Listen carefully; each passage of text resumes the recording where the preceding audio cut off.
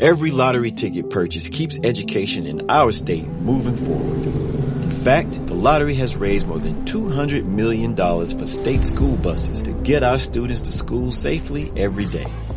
Then, the lottery helps those students go even further in their education by funding the Life, Hope, and Palmetto Fellow Scholarships. So remember, when you play the lottery, you're keeping South Carolina students on the road to success. Learn more at sceducationlottery.com/betteryou. Hey, everybody, and welcome to this deep dive. We're going to be focusing on cybersecurity today. And specifically, you know how cybersecurity intersects with this whole issue of disinformation? Okay. Which is really, a huge problem, right? It's almost like a virus spreading through the digital world. Yeah, and what's interesting is that the more information we have access to, right, it seems like the easier it is to actually get infected by that virus. Oh, that's interesting. So think about it during a crisis like we saw recently with the flooding in Valencia, Spain. Right. People desperately need reliable information. Oh. But amidst all of that chaos, misinformation just spreads like wildfire. Yeah, it's like we're drowning in information, but we're parched for the truth. Exactly. And that's where the connection to cybersecurity becomes really clear. Okay. Amidst all the chaos, it was really heartening to see the cybersecurity community stepping up to help those affected by the flooding in Spain. Yeah, absolutely. So they created a website, informatica.es, to help people recover data from their damaged devices. That's great. And they're even holding a cybersecurity event to raise funds, Speaking of being prepared for emergencies, did you know that both iPhones and Androids, they have emergency alert settings, right? But they're often turned off by default. Oh, wow. It's like having a life raft, but leaving it deflated. Yeah. We should all check our phone settings and, make sure that those alerts are turned on. Right. Because you never know when that information could be, vital. Yeah, absolutely. But it's not just about natural disasters, though, right? Right. How does this information overload and this, the spread of disinformation play into cybersecurity on a larger scale? Well, every cyber attack, even a seemingly small one, can provide valuable data to those behind it. Okay. And this data isn't just about stealing credit card numbers anymore. It's about training AI, especially generative AI, which can then be used against us in more sophisticated disinformation campaigns. So it's like data breaches are fueling this whole new kind of arms race. In a way, yes. The goal of many of these attacks is to create chaos. Right. To erode trust, in institutions and the media. Yeah. Even in each other. They want to paralyze us with doubt. It's like they're trying to hack our minds, not just our computers. That's a good way to put it. And it's incredibly effective because, misinformation, it often targets our instincts and emotions. Right. It plays on our fears and biases. Okay. Making it difficult to think critically. So how do they do that? Well, for example, they might use emotionally charged language or imagery. I see. To provoke outrage or fear, So it's not always about outright lies. Right. It's about manipulating our emotions to get us to react in a certain way. Exactly. And they also often exploit existing social divisions. Okay. Amplifying tensions and polarizing communities. So how do we defend ourselves? Is there any way to build up a kind of mental firewall against this? Well, it starts with recognizing that we are all susceptible to this type of manipulation. Okay. We need to be more aware of our own biases, of how our emotions can cloud our judgment. So taking a deep breath before we hit that share button. Exactly. Pause, think critically about the information you're seeing, and ask yourself some key questions. Like what? Well, like who is sharing this information and why? Okay. What evidence is there to support their claims? Right. Does this information make me feel angry or afraid? Interesting. So it sounds like we need to become more savvy digital detectives. That's a great way to think about it. We need to be more discerning about the sources we trust. Okay. And be willing to cross-check information with multiple sources. So don't just accept something at face value because it aligns with your existing beliefs. Right. Challenge your assumptions and be open to different perspectives. So healthy skepticism is key. Absolutely. And remember, it's not just about protecting yourself. Okay. It's about protecting your friends, family, and community. Oh, I see. If you see someone sharing something that seems questionable, don't be afraid to speak up and share your concerns. You could be helping them avoid falling victim to a disinformation campaign. That's a great point. It's like a digital neighborhood watch. We all have a responsibility to look out for each other. Exactly. Now, we've talked about the tactics used by those spreading disinformation. Yeah. But who are these actors? Right. Are there any particular groups or regions that stand out? Well, those who benefit from disrupting unity are often the most active.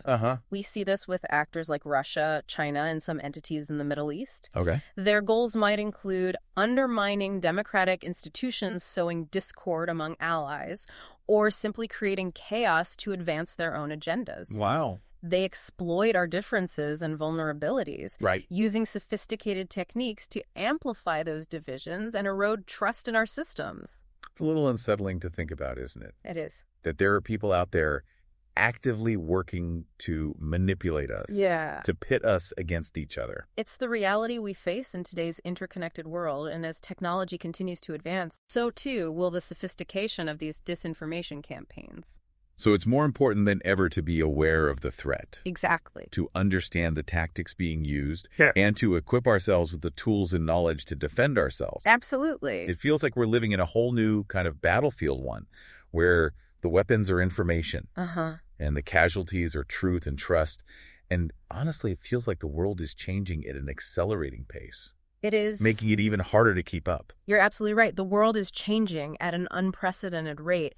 And the old ways of doing things, the old systems of governance, they're just not equipped to handle the challenges we face today. It's like we're trying to navigate a superhighway in a horse-drawn carriage. So what needs to change? Where do we even begin to address these challenges? Well, it starts with recognizing that we are all part of the solution. Okay. We need to be more engaged, more informed, and more proactive in shaping the future we want. So how do we do that? We need to demand more from our leaders. What do you mean? More transparency, more accountability, and more investment in education and critical thinking skills. So it's not just about building better firewalls for our computers. Right. It's about building better defenses for our minds. Exactly. And that's a challenge that requires a collective effort. Okay. We need to work together across borders and ideologies to build a more resilient and informed society. So a society that is less susceptible to manipulation and more committed to truth and understanding. Exactly. Sounds like a tall order. It is. But it also feels incredibly hopeful. Like maybe, just maybe, we can actually come together and build a better future, even in the face of these challenges. I believe we can, but it will require a fundamental shift in our thinking. Okay. A willingness to embrace complexity and a commitment to finding common ground. Well, that's a powerful message to leave our listeners with. We've covered a lot of ground in this first part of our deep dive. We have. Exploring the interconnected worlds of cybersecurity and disinformation. And we've touched on some pretty weighty topics. We have. Global instability, the erosion of trust, and the manipulation of our very thoughts and emotions. But don't worry, it's not all doom and gloom. It's not.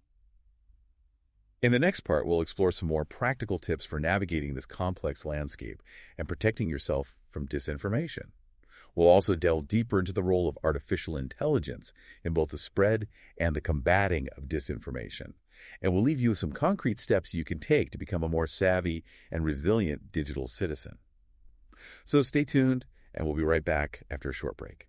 Sounds good. Welcome back. Before the break, we were discussing the unsettling reality of disinformation campaigns and the actors behind them. Right. It's easy to feel overwhelmed by all of it. But what's been really inspiring? What's that? Is seeing the cybersecurity community really rallying around those who were impacted by that flooding in Spain. Oh, yeah. Over 260 professionals came together, offered their expertise. Wow. To help with data recovery, security assessments, and fundraising. That's incredible. Yeah, it's a fantastic example of how, that same technology that can be used to spread disinformation can also be used to fight it. Combat it. Yeah, and it really highlights the human element in all of this. Yeah. We can't forget that behind these attacks are real people with real emotions and vulnerabilities. And that brings us to the role of artificial intelligence. It feels like such a double-edged sword these days. Yeah. On the one hand, AI is being used to create incredibly sophisticated disinformation campaigns. Right.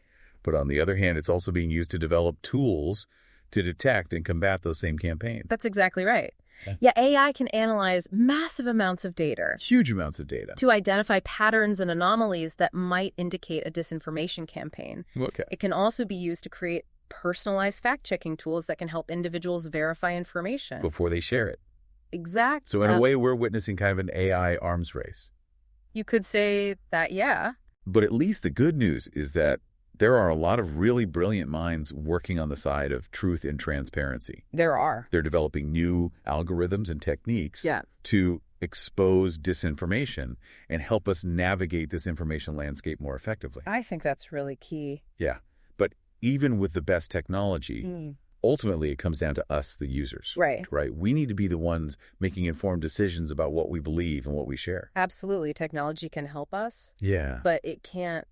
For us, we need to cultivate, those critical thinking skills, those healthy skepticism muscles. So how do we do that? What are some practical steps people can take to become a more discerning consumer of information? Well, first, be mindful of your emotions. Okay. If something makes you feel intensely angry, afraid, or excited, take a moment to pause and consider why you're feeling that way. Okay. Is this information playing on your biases? Oh, interesting. Is it designed to provoke a reaction? So a little emotional distancing can go a long way. Exactly. Next, consider the source. Okay. Is it a reputable news organization with a track record of accuracy? Right. Or is it a website or a social media account with a clear agenda? And even if the source seems credible, take the time to cross-check the information with other sources. So don't just rely on one perspective. Right. Look for evidence-based reporting. Okay. Not just opinions or speculation. And be wary of anything that sounds too good to be true or too outrageous to believe. It's almost like we need to become fact-checking ninjas, slicing through the noise and getting to the truth. I like that analogy. Thanks. And remember, fact-checking isn't just about finding the right answer. Right. It's about understanding the different perspectives and biases that shape how information is presented.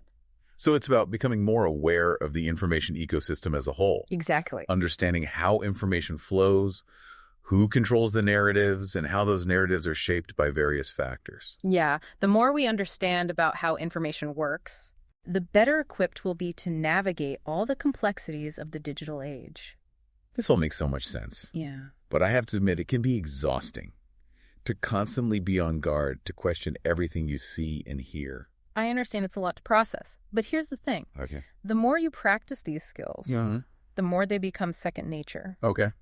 It's like learning a new language at first. It's difficult and it requires a lot of effort. Right. But over time, it becomes more fluid and intuitive. So it's about building up those mental defenses until they become part of who we are, how we interact with the world. Precisely. And the more people who develop these skills, the more resilient our society becomes as a whole. That's a powerful thought.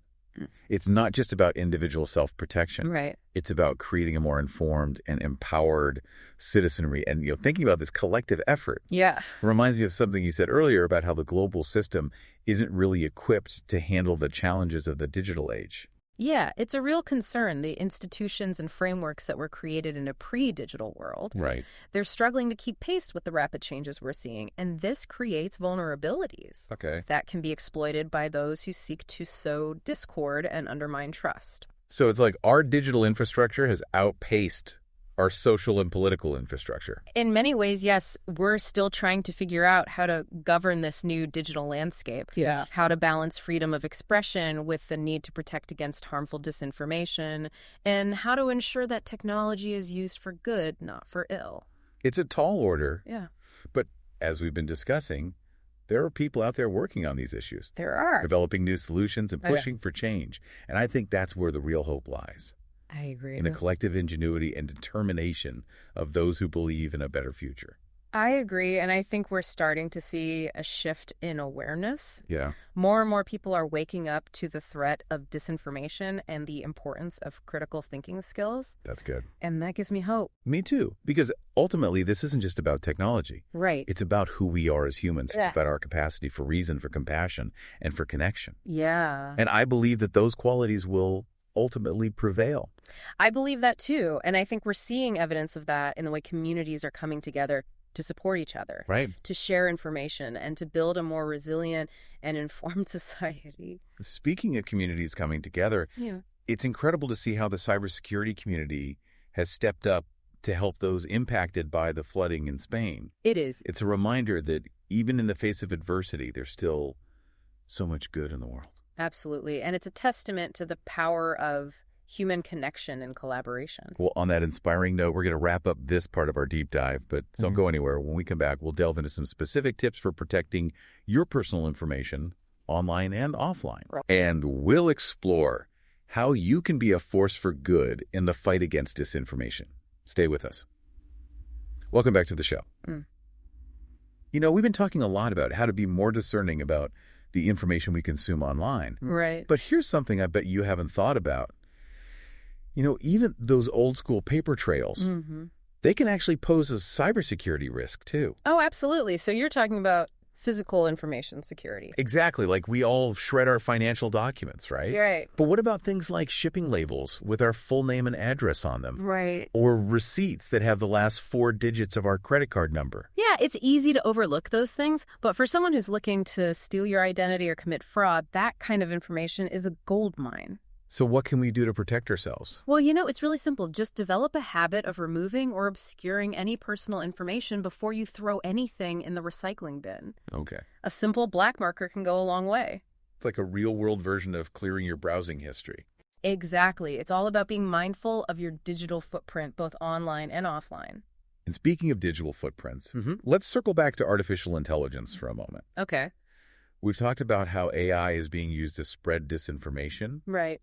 But it can also be used to help us, right? Absolutely. Researchers are developing AI tools that can actually detect and flag potential disinformation campaigns in real time. Really? So how did that work?